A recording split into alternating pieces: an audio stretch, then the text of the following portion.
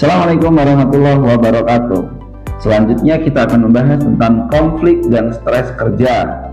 Konflik kerja. Konflik dalam organisasi tidak dapat dihindari. Perbedaan pendapat, perbedaan pandangan, perubahan tujuan itu sesuatu yang normal saja dalam sebuah organisasi. Perspektif yang membedakan bahwa setiap organisasi tidak kemudian bisa disamakan atau disamaratakan terkait dengan gagasan atau pemikirannya. Rekan-rekan semuanya, sumber konflik dalam organisasi yang pertama biasanya sering terjadi adalah perbedaan atau bergesernya tujuan dalam berorganisasi. Setiap individu memiliki pemikiran yang sangat berbeda, pandangan yang berbeda, yang kemudian bisa jadi konflik muncul karena kesepemahaman antara tujuan sudah bergeser satu dan yang lainnya. Kemudian yang kedua, konflik dalam organisasi terjadi karena perbedaan nilai atau kepercayaan. Value yang akan dibangun sudah berbeda antara satu dan yang lainnya. Seorang yang memiliki rentang waktu usia yang berbeda pun kadang nilai yang ingin dibangun dalam sebuah organisasi itu pun juga berbeda. Yang ketiga adalah sumber daya yang terbatas. Kadangkala dengan keterbatasan sumber daya ini memaksa dalam perilaku organisasi konflik akan muncul karena masing-masing pihak berusaha untuk menutupi daripada kebutuhan-kebutuhan pekerjaannya. Dia merasa terbebani dengan banyaknya tugas-tugas yang dibuat.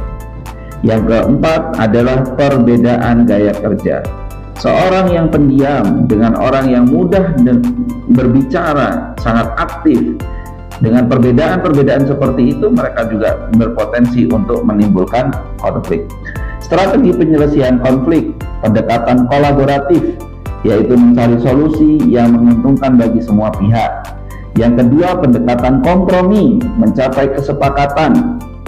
Pendekatan kompetitif, yaitu salah satu pihak berusaha memenangkan konflik, atau pendekatan menghindar. Salah satu pihak memilih untuk menghindari konflik, meskipun ini sering tidak ideal dalam jangka panjang. Yang kedua, kita akan membahas tentang stres kerja. Stres kerja adalah respon terhadap tekanan dan tuntutan yang dirasakan oleh karyawan yang melebihi kemampuannya untuk menghadapinya. Stres ini bisa disebabkan oleh berbagai faktor dalam pekerjaan. Faktor penyebab stres kerja yang pertama adalah beban kerja yang berlebihan. Yang kedua adalah perubahan dalam organisasi. Yang ketiga adalah kepemimpinan yang buruk. Dan yang keempat adalah ketidakjelasan peran. Dampak stres kerja, kesehatan fisik dan mental. Yang kedua, penurunan kinerja. Yang ketiga adalah absensi dan turnover. Pengelolaan stres kerja. Yang pertama adalah pelatihan manajemen stres. Yang kedua, peningkatan dukungan sosial. Yang ketiga, perubahan struktur pekerjaan. Yang keempat adalah keseimbangan kehidupan dan kerja.